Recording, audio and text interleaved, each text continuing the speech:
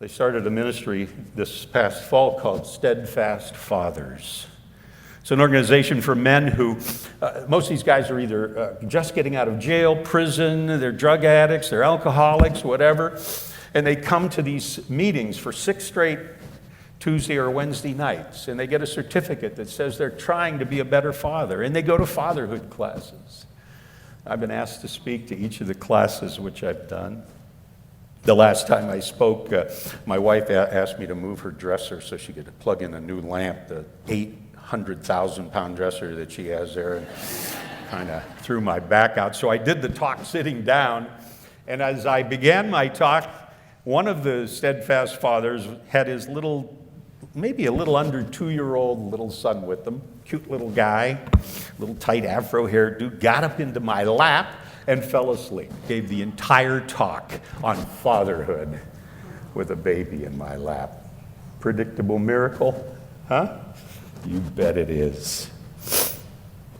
We used to do a Christmas room there, and that particular year my wife was in charge of it. She was on their board of directors for over 10 years. And I had an aunt, my Aunt Antoinette, Aunt Jay we called her.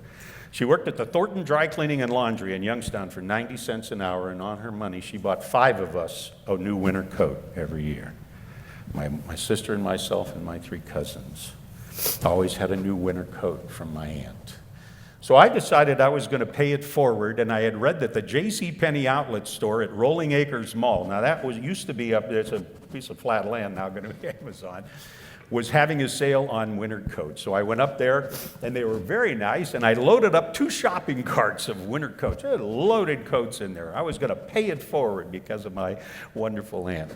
And as I went to the checkout, the checkouts were backed up. But a girl was opening a brand new checkout. She motioned to me, and I tried to maneuver my 2 carts into line, and when I got to the line, I noticed 2 things.